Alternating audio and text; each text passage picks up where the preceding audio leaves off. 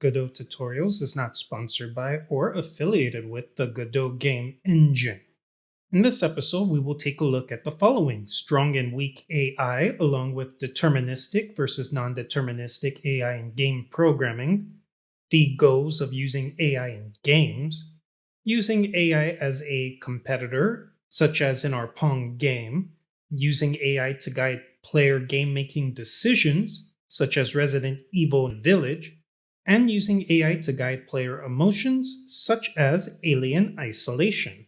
Before we begin, though, we must first answer a question. What is artificial intelligence? However, we can break this down into an even simpler question, which is, what is intelligence? And this is a question for philosophers, and it really is up for debate. However, artificial intelligence does have a litmus test, and that question is basically, how close is it to human intelligence? And we can break this down into two categories: strong AI and weak AI. Let's go ahead and take a look at strong and weak AI. Strong AI tends to use complex algorithms that give it the ability to act out differently in different situations. Basically, it's able to learn and adapt. You can think of strong AI as having a mind of its own in which it can process and make independent decisions. As a matter of fact, learning and adapting is pretty close to human intelligence, I would argue. It is human nature that humans don't learn everything and or anything instantly. It takes time, patience, and lots of practice, along with iteration. Now, strong AI is basically the opposite of weak AI, and weak AI relies on human interference. Basically, weak AI is pre-programmed to do a certain task. And as a matter of fact, weak AI can only simulate human behavior. It does not learn and or adapt to new environments or situations. And this is again because it is pre-programmed to act out in a certain way. So let's take a look at some examples of weak AI. We have Siri from iPhone, we have Alexa from Amazon, we have Google.com search results, self-driving cars, and IBM Watson. In a sense, Siri and Alexa are pretty smart in what they can do and what they have been able to achieve. And although it responds to your voice like a personal assistant would, it cannot give you any recommendations outside of the questions you ask. For example, let's say you ask Siri that you want to see a movie, and all the movie theaters are closed. Well, Siri doesn't give you alternative recommendations like a personal assistant would, for example, recommending to rent or buy a movie that is similar to the one you wanted to watch in theaters. We can take this to the next level with Google.com search results. Now, when you type into Google, Google will recommend results to you based on your search history along with other information it has on you, such as your age, your gender, and more importantly, your location, because different locations tend to want different results. Now, all of these things are quite complex in how they are created and how they give you back information, but regardless, these are all considered weak AI because, again, these are pre-programmed and they do not learn and or adapt to you outside of information it already has on you. Now, some examples of strong AI is hard to find because strong AI can take many things into consideration. But ultimately, strong AI is determined by whether or not it is able to adapt and learn from different situations. Two examples I have in mind. The first is Google DeepMind AlphaGo, where it taught itself the game Go and beat the #1 player in the world in, I believe, 2016. The second is coming from Google again, and it basically is a program where an AI taught itself to play and master 1980s arcade classic games.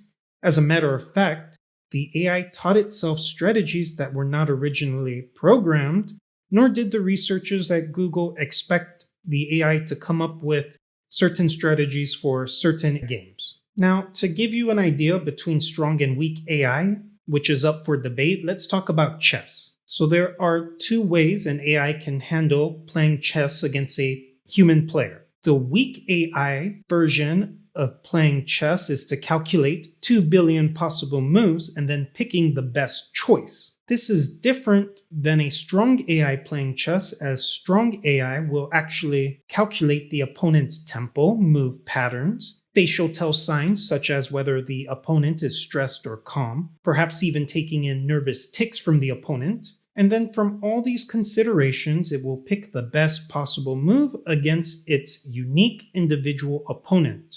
And the more the strong AI plays against the opponent, the better the strong AI will calculate its next move based on stimulus provided to it by the opponent human player. Now, regardless, there is a little bit of confusion between strong AI and artificial general intelligence. When people say strong AI, what they sometimes mean is AGI, which is just basically that an autonomous agent is able to learn and understand as a human can. And basically, this type of AI is what you see in sci-fi movies, such as I, Robot. And to test for whether or not an autonomous agent has achieved artificial general intelligence, there are many tests you can apply to it. The one I like the most is something called the coffee test. And the coffee test is basically a test where you tell the autonomous agent to make you a cup of coffee. And like a human, it has to find all the ingredients and appliances needed to make coffee.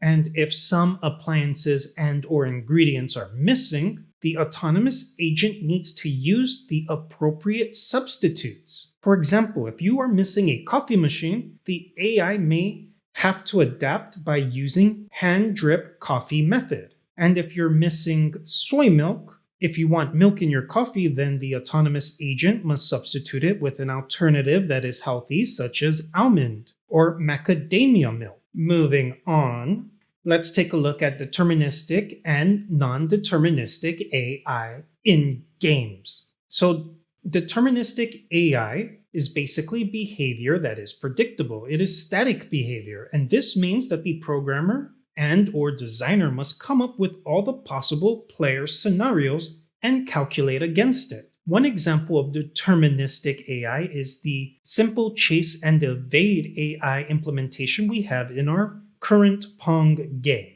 This is the opposite of non-deterministic AI, which is behavior that is unpredictable. And basically, non-deterministic just means that our AI is capable of learning and adapting to the player. You can think of this as neural networks AI implementation. And you could consider, for example, the game Alien Isolation as non-deterministic, as the alien learns to adapt to you, the player. Regardless, there's only one goal when we add AI into our games, and that is to give life to our characters. And we have many different characters in games, such as humans, robots, zombies, aliens, and so forth. And as a matter of fact, ask yourself this question: are all game characters equal in intelligence? Does a human have the same intelligence as a primitive alien? Does a robot that can calculate 2 billion calculations per second have the same intelligence as a zombie? And this is a question you need to answer for yourself. And as a matter of fact, I would say that giving different variations of intelligence to your game characters add variety and richness to your game content. Now, as a matter of fact, I want to segue into something called user profiles. For example, in marketing companies, they create user profiles or customer profiles, depending on who you are asking. And basically, they use profiles to help create strategies to market against their target audience. And user profiles are used to help visualize what these marketing companies are marketing to. And they also use pictures to aid as well. But in our example, we will not use pictures. And as a matter of fact, marketing companies use profiles because individuals are unique. So let's take a look at our 2 user profiles. In a sense, we have 2 character profiles that are basically the same in every regard when it comes to the name, age, gender, job, and income. However, there is a difference between their locations, and this is important to note. And the reason for this is that one user profile is located in California,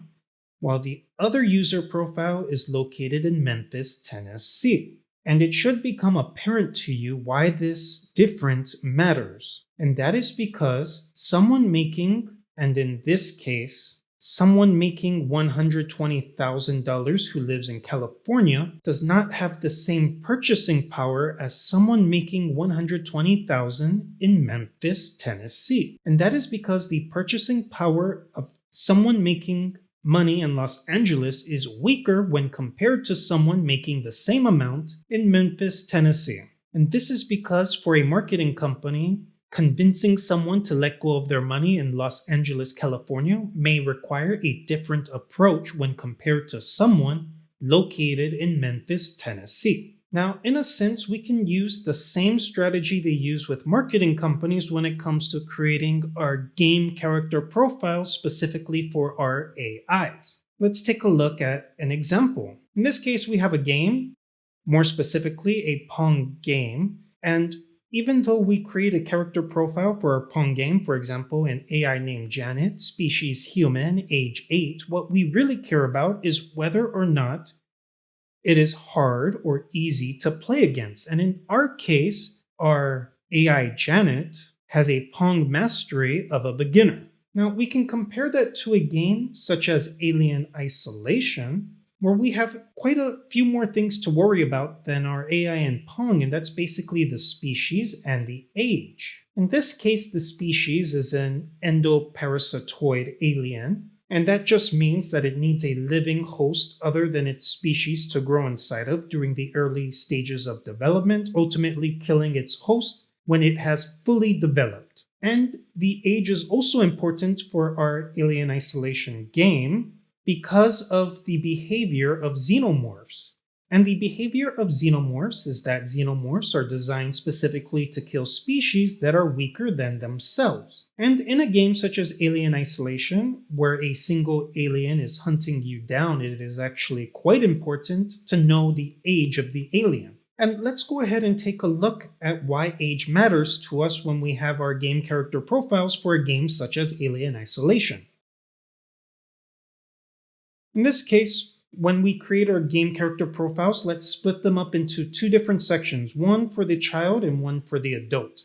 And when you actually create the age and characteristics of each, you'll see that they differ depending on who we are targeting with our character profile. In this case, we have an age, which is a child. And as a matter of fact, even though it's a kid, its behavior is still to seek and kill species that are weaker than it.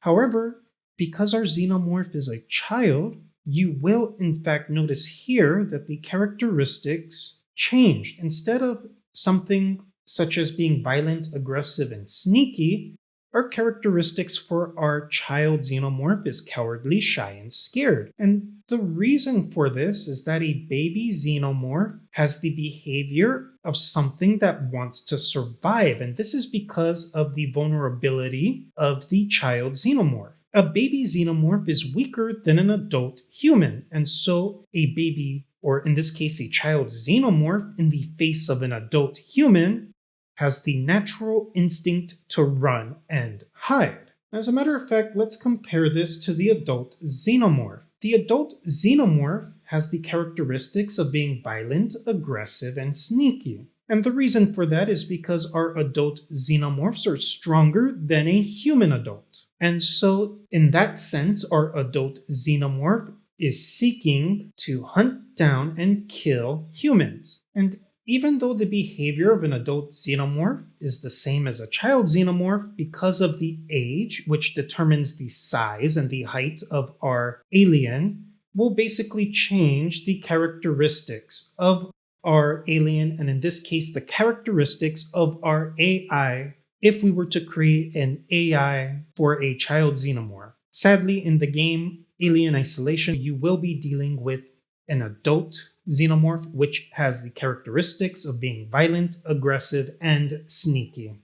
So let's go ahead and take a look at some use cases of AI in video games. There are many use cases, however, I have broken them down into 3 separate categories. The first use case is to create obstacles or competitors in our games. Some examples can be found in Mario games and our current Pong game that we are currently creating. Or almost finishing up. The second category is to drive player game-making decisions. Some examples can be found in Pacman and the newly released Resident Evil 8 Village game. The third category is to drive player emotions, and some examples can be found in Bioshock 3 Infinite and, of course, Alien Isolation.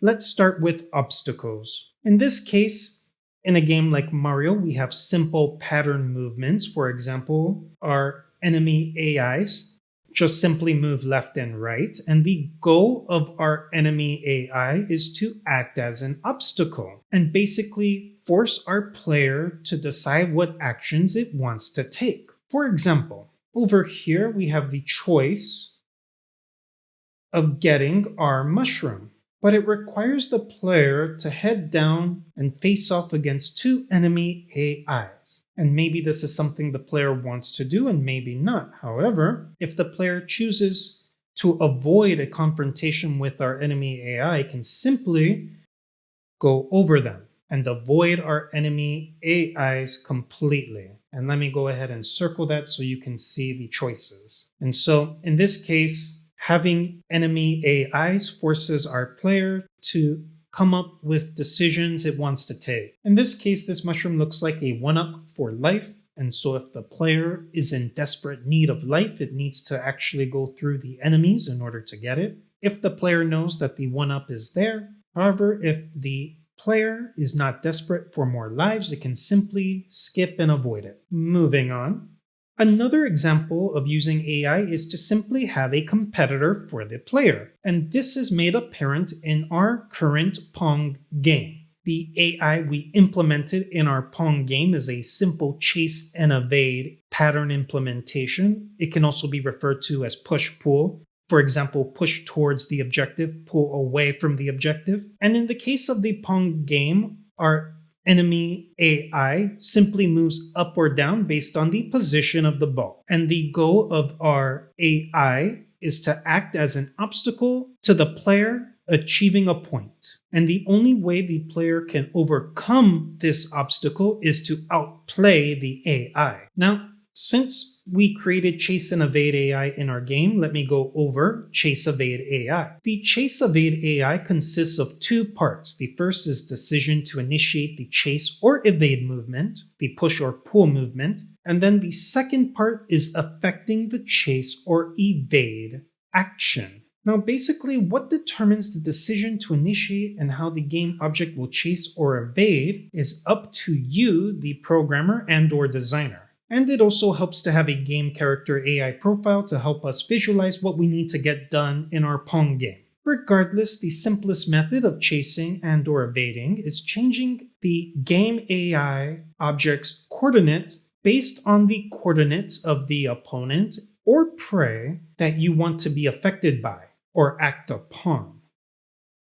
And so in this case, for our Pong game, our AI should act like a beginner. And it will act like a beginner by aiming for the center of the paddle. And as a matter of fact, our AI paddle changes coordinates based on the ball's y-axis position. On top of that, because our AI wants to give the effect of being a beginner, we don't have to do anything complex outside of our Chase and Evade AI implementation. So the first step is to initiate the chase in our Pong game. And to do this is a very simple if and else statement. And that is, if our ball is y-axis aligned with the no chase zone, then the paddle does not chase and/or push. However, if our ball is outside of the no chase zone of our AI paddle, then we need to chase for the ball along the y-axis. Now, once we've initiated the chase, we need to actually affect the chase. We actually need to act upon chasing whatever it is we want to chase. And in this case, in our Pong game, we have something called the variable chase point, which has a buffer, and the chase point plus the buffer creates our chase zone. And what we want to do is move our chase point to approach the y-axis position of the ball or edge of the screen. And as a matter of fact, if our ball moves down, or if our ball is below the no chase zone, then our player paddle chases down. And if our ball is above the no chase zone, we move up. And that's basically our game. We move down and up depending on whether or not the ball is above or below our no chase zone. We also have something else we need to consider, and that is we added randomness to the chase position, and we used a normal distribution to give us random chase point values. And the reason we did normal distribution is because we would like our chase point to more often be in the center of the paddle and approaching never to either the very top or the very bottom of our paddle. And so in a sense, like a beginner, our AI paddle moves to aim itself to the ball around the center of the paddle. And we built it a little on purpose because since our profile was that of a beginner, we didn't want the chase point to be towards the edges of the paddle. And that is a game design decision you will have to make in your own games as well. Next, let's take a look at how we can use AI to guide player decision making. And in a sense, we can use AI to force a player to behave a certain way. And this is something a little more complex than an AI acting as an obstacle or opponent because it's a little more advanced in implementation and consideration to the player. Now, let's take a look at the Pacman game in 1980. The Pacman game is a game where a player has to eat all the dots and is constantly chased by a ghost. And so when creating an AI for a ghost, we need to ask ourselves a very basic question. And that is, what is a ghost? And in a sense, a ghost, although having the species of a ghost, has the characteristics of hunting an entity. And in this case, the characteristics of our ghost in the Pacman game is to hunt particular locations, objects, or people. And the behavior of a ghost, in my opinion, is one that is tireless, persistent, and annoying. And as a matter of fact, if we take a look at the ghost in Pacman, the ghost in Pacman forced the player to 1. Avoid the ghost, 2. Plan movement around the ghost, basically head to areas that are not haunted by ghosts, and 3. Sparingly use power-ups to scare the ghost. And one thing to keep in mind is that the ghosts in our Pacman game basically force our player or limit our player to certain areas of our game map. In a sense, the player is basically not allowed to move around freely.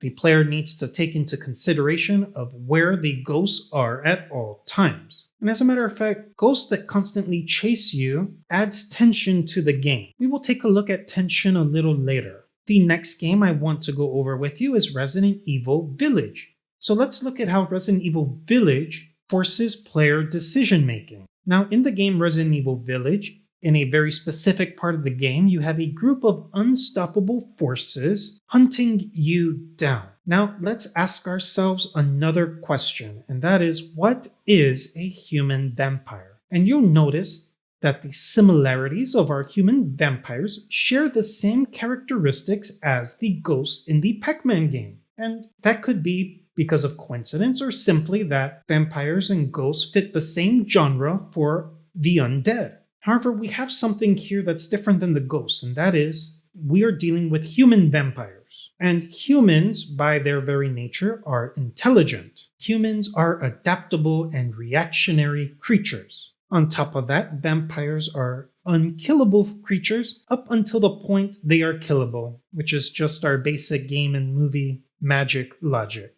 Now, in the game, our human vampires know that you are in one of the rooms. They just don't know which one you are in. And sort of like a human trying to find their car keys, they will persistently, tirelessly, and annoyingly try to search for you and search everywhere until they find you.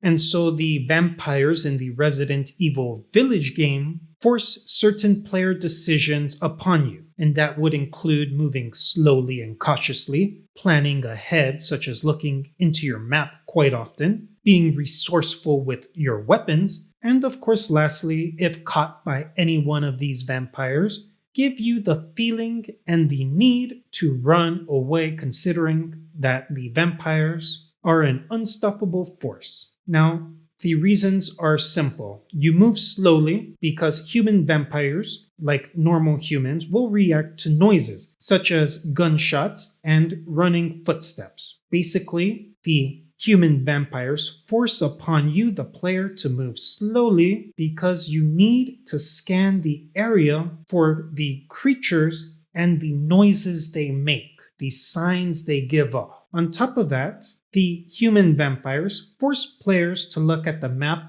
often and see if there are escape routes in the likely scenario of getting caught by one of them. And this forces the player to plan for contingencies and to think slowly and carefully. On top of that, you need to be resourceful with weapons because 1. Vampires can hear gunshots if within hearing distance, and therefore, when players reach certain enemies, they are forced to use knives or evasive tactics in order to avoid drawing the attention of the human vampires. On top of that, because the creatures are unstoppable forces until their designated boss battles, players who get caught by one of them have to run to safety, whether through a safe room in the game or by creating such a large gap between you and the human vampire, where the AI will be forced to check every room for the player. On top of that, this means that the player cannot linger in one area for too long, and so it creates a sense of urgency onto the player. And on a side note, the height of one of the human vampires gives the emotional state to the player that the creature is really and truly an unstoppable force. Speaking of adding emotions to the player, let's take a look at that. As a matter of fact, we can use AI to guide player emotions. AI can help players feel emotions, and we can use a simple strategy such as adding and relieving tension. The first game is Bioshock 3 Infinite, where our player is accompanied by our ally and soon-to-be friend Elizabeth to escape our current predicament. And this forces another question on us. What is an ally? What is a friend? And the answer to that question depends on the profile of Elizabeth, who is 1, a human, 2, has the characteristics of friendliness, and 3, has the personality of a child, and lastly, refuses to kill or hurt others. And so we need to take into consideration our game character profile, in this case Elizabeth's profile, to come up with an AI that fits this personality, this type of character. And so in a sense, Elizabeth creates certain emotions on our players. For example, Elizabeth makes you feel safe. Elizabeth, like a friend, will guide you to where you need to go, basically leading you to the next objective. Elizabeth gives you the feeling of comfort in not getting lost and or alone. On top of that, Elizabeth adds a level of relief in difficult tasks. For example, when fighting big bosses or large groups of enemies, she aids in battle, whether through her powers or giving general advice, sort of like telling you to aim for the head, if that is where the opponent's weakness is. On top of that, Elizabeth gives you the feeling of companionship. Elizabeth gives you the feeling that you are not alone. Elizabeth makes random comments about the environments you are in, helps you feel that there is truly another person working beside you. In this case, the Elizabeth AI makes you feel that there is another person tagging along with you in your adventures. And as a matter of fact, in battle, Elizabeth will find items to help you. And this is because Elizabeth's character profile is to do no harm to others, to avoid confrontation and refusing to hurt other people. And as a matter of fact, her AI matches her personality of doing no harm to others. For example, Elizabeth seeks to collect items and health potions for you in the middle of combat. She helps you by creating rain, but it is you that has to hurl electricity to fry your opponents, to do harm to your opponents. Elizabeth can create balls of fiery energy, but it is you, the player, that has to hurl this to defeat your opponent. It is not Elizabeth hurting others, it is you. And as a matter of fact, Her AI decisions are geared towards her personality traits, such as kind and caring, and it adds some sort of dimension to Elizabeth as well. For example, are you really a kind and caring person if you aid your friend in hurting others? And lastly, Elizabeth makes you feel optimistic. Her AI decisions, again, are generally geared towards giving you, the player, hope on all your tasks, whether by how Elizabeth handles enemies or how Elizabeth talks to you as a person. And this leads into tension and relief. Elizabeth gives you a sense of relief when Elizabeth is there, and in this case, Elizabeth adds a sense of tension when away. To summarize, when Elizabeth is with you, tension is released. When Elizabeth is away from you, tension has been added. And as a matter of fact, tension and relief are good emotions to put on the player. It makes them feel like they are inside a roller coaster of emotions with all the ups and downs that the player is experiencing throughout the game's journey. Speaking of tension and release, let's take a look at Alien Isolation. In the game Alien Isolation, players must avoid the unstoppable hunting force of the alien at all costs. And this gives us a lot of questions. For a game with an AI as complex as the alien in the game Alien Isolation, the main question is, what is an endoparasitoid alien? More specifically, we need to ask ourselves other questions. For example, what is a hunter? What is a primitive life form? And on top of that, how do you go about programming the answer to these questions? Regardless, the AI of the alien gives the player the sense of urgency to escape their current predicament because the alien is both primitive and reactionary, and on top of that has the characteristics of a violent, aggressive, and sneaky force, whose behavior revolves around the desire to kill species that are weaker than themselves. And sadly for you, you are human, and the alien is hunting you throughout the game. Let's take a look on the emotions that the alien puts upon the player. And we can separate it into two different categories: when the Xenomorph is present and when the Xenomorph is not present and away. When the Xenomorph is present, it adds tension and nervousness to the player with its presence. It makes you doubtful when you commit to a plan or execute a plan you have. As a matter of fact, the alien forces nervousness on the player when the player wants to execute a plan or go to an objective, as the player never truly knows where the alien is, and the alien AI by design does not know where you are, but it knows the area you are in. As a matter of fact, if you want to make your room a dangerous environment, just add the Xenomorph. So in a sense, with the Xenomorph present, tension is added to the player. A sense of urgency is added onto the player. Now let's take a different look. When the Xenomorph is not present, as a matter of fact, when the Xenomorph is away, you feel the release of the tension that was previously added to you by the alien, which is called relief. As a matter of fact, you are safe when you are alone, which is a completely different take from the Bioshock game where Elizabeth makes you feel safe when you are not alone, when Elizabeth is with you. Back to the Alien Isolation game, when you are alone, you can afford to make more noises, you can afford to make more errors in your decision making because there is no alien to punish you for bad decisions. As a matter of fact, I would argue that this game makes you feel safe when you are alone. And so if you want to make an environment a safe environment in Alien Isolation, just remove the Xenomorph. On top of that, the alien, when added to the environment, adds pressure. For example, in everyday life, in a game like Alien Isolation where dark is scary, you feel safe when there is light. However, when the Xenomorph is present, when the alien is present in your environment, the light in the environment that once made you feel safe now works against you. And that is because the Xenomorph reacts to both noise and sight. If it sees you, it runs towards you. It cannot see you when you are hiding in the shadows. But if you are out with the light, well, let's just hope that the alien does not turn around.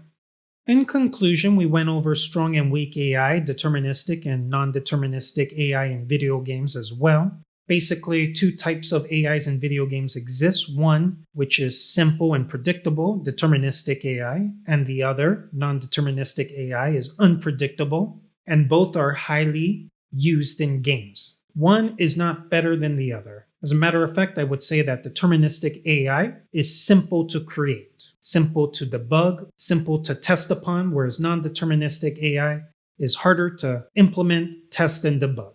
On top of that, we talked about the goals of using AI, and there are 3 goals. The first is using AI as an obstacle or competitor to the player. The second is to force certain game-making decisions upon the player. And lastly, we can use AI to guide player emotions, to force emotions onto the player. And in the case of both Bioshock 3 and Alien Isolation, we can use tension and the release of tension to sort of create a roller coaster of emotions onto our player. Anyway, thank you so much for joining me. Thank you for clicking the subscribe button, and thank you for clicking the like button. I look forward to seeing you in the next episode. Have an amazing day.